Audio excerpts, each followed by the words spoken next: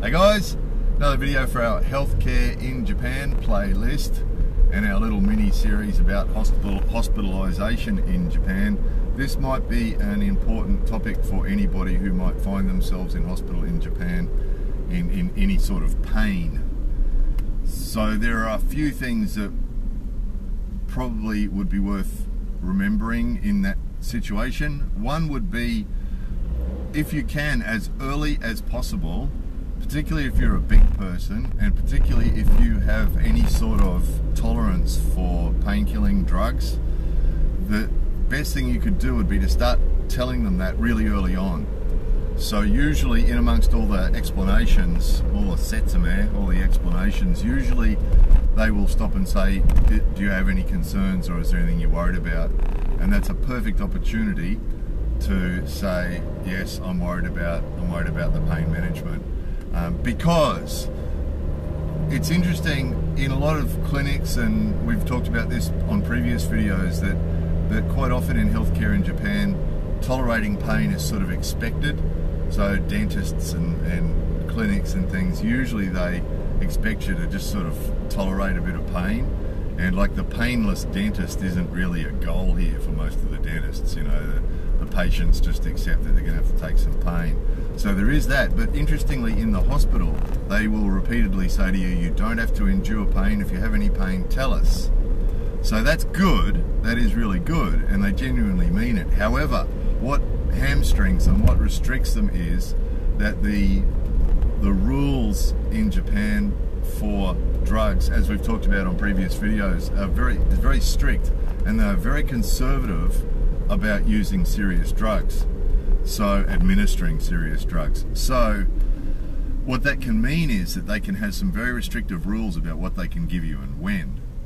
So the first piece of advice would be to say right from the start, if you have tolerance to pain, if you're a big person, because this is the other thing, that a lot of the doctors here are used to dealing with people that might be 50 kilo or 55 kilo. And if you happen to be a big person, you know, if you're 90 kilo or 100 kilo, then obviously that can make a difference. I mean, if you don't have a high tolerance for drugs, and if drugs really work easily on you, then this probably won't be an issue.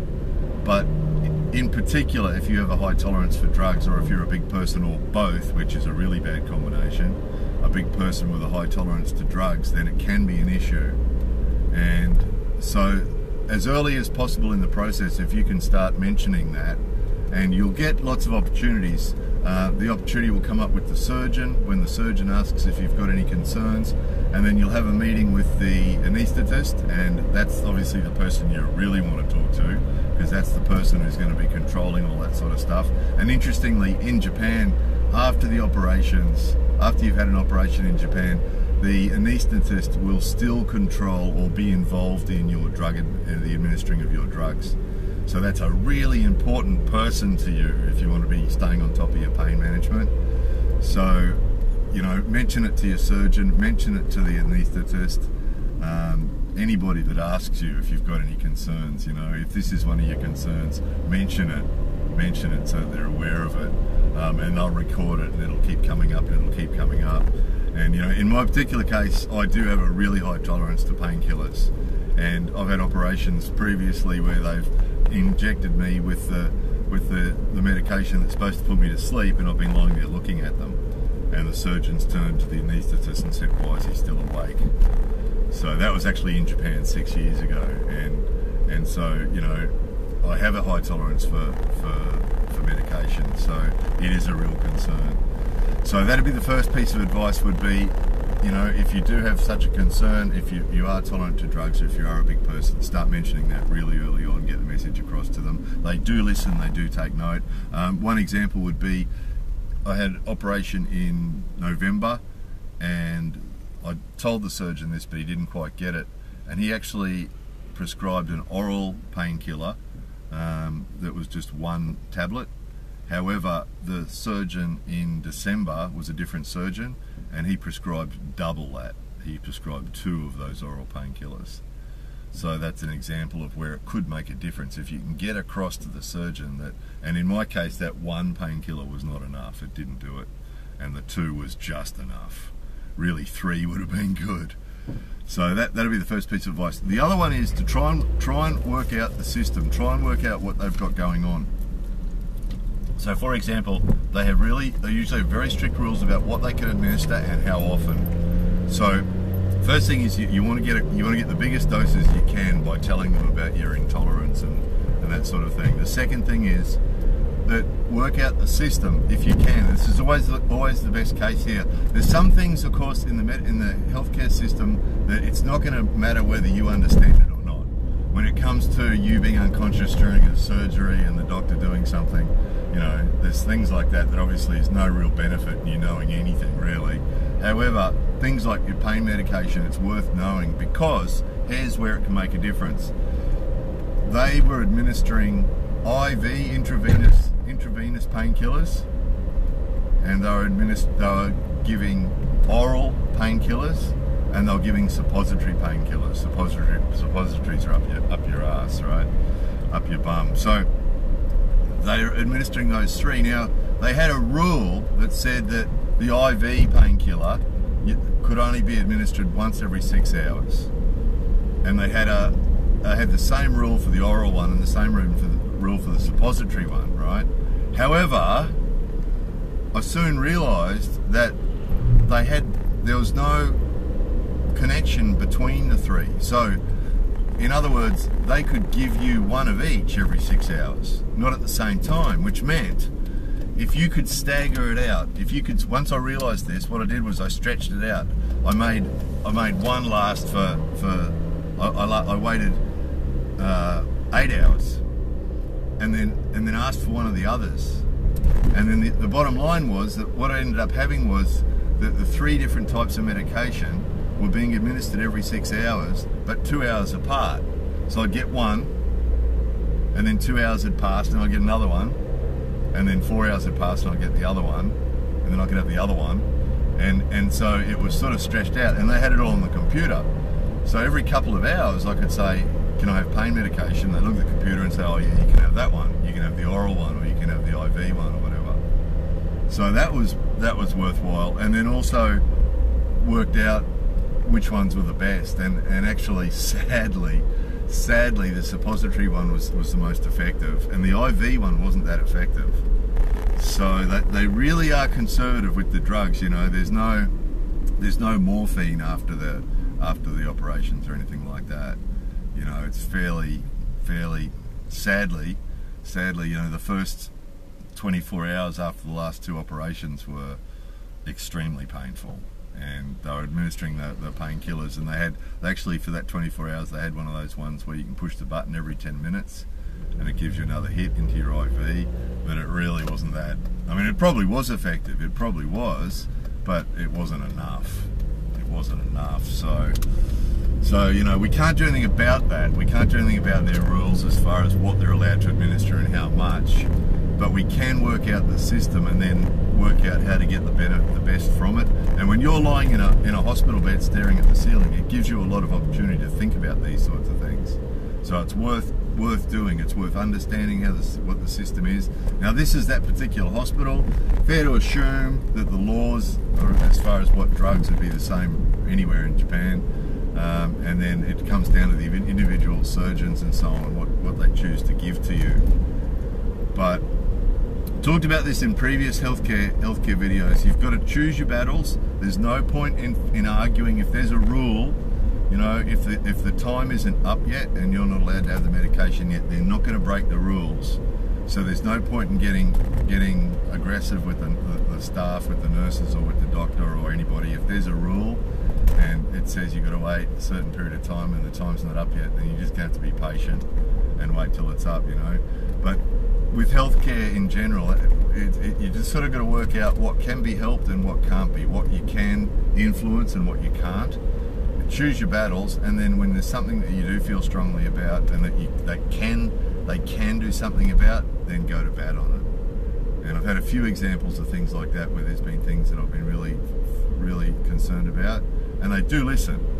They do listen. Another example of this was, and seeing as we're talking about pain management, it's related. 6 years ago, I had another operation, and their standard system was to use an epidural, which which is a needle in your spinal cord, which anaesthetizes you from the waist down but leaves you conscious.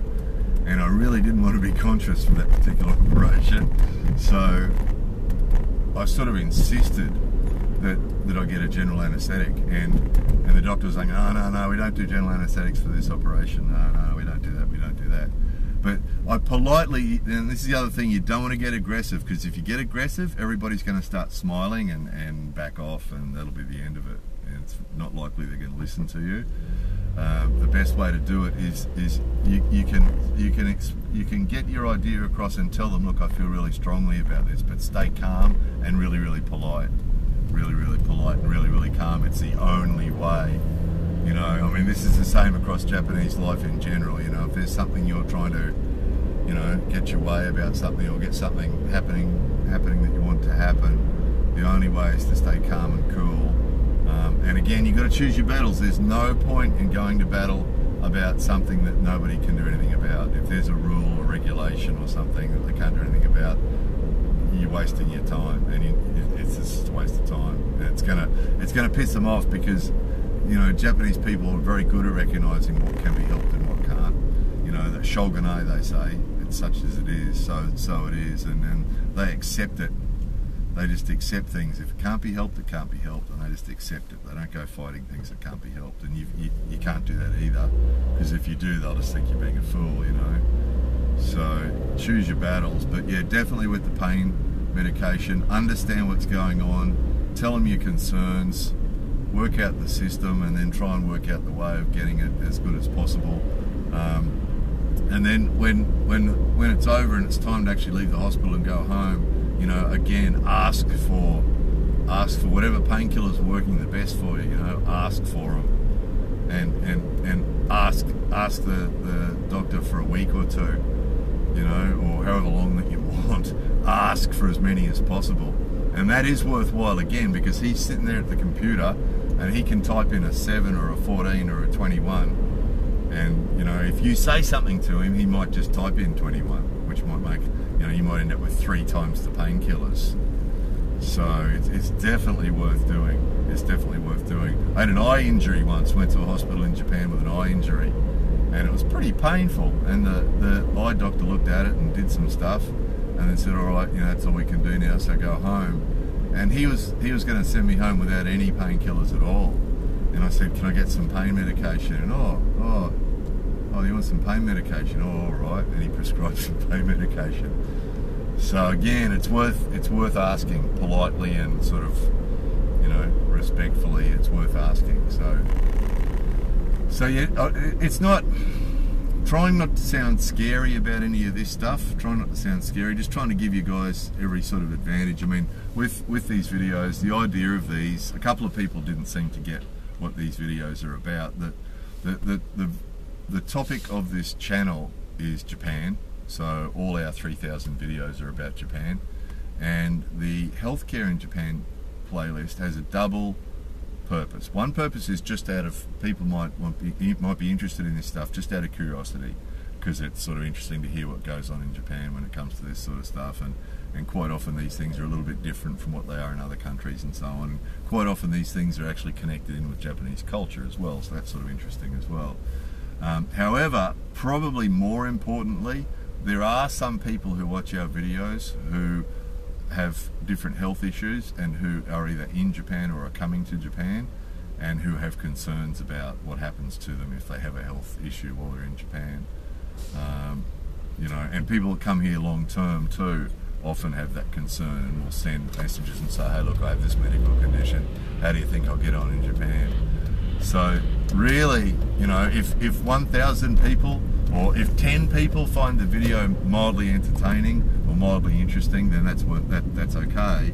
But if one person gets some information from one of these videos that helps them in some way, and I mean, you know, finding yourself in a Japanese hospital in pain, you know, if this information can help one person reduce their discomfort or reduce their pain while they're in hospital in Japan, then it's been worthwhile making, you know. And if a dozen people or 100 people don't get it, and you know, thumbs down the video and they carry on because they don't get it, well, that doesn't matter, because, You know, the idea is that they're of some use to somebody. That's why we make them. So there's still a couple more things to cover about this healthcare thing that we think are important. So there will be a couple more of these hospital videos coming, and another little mini series coming in January.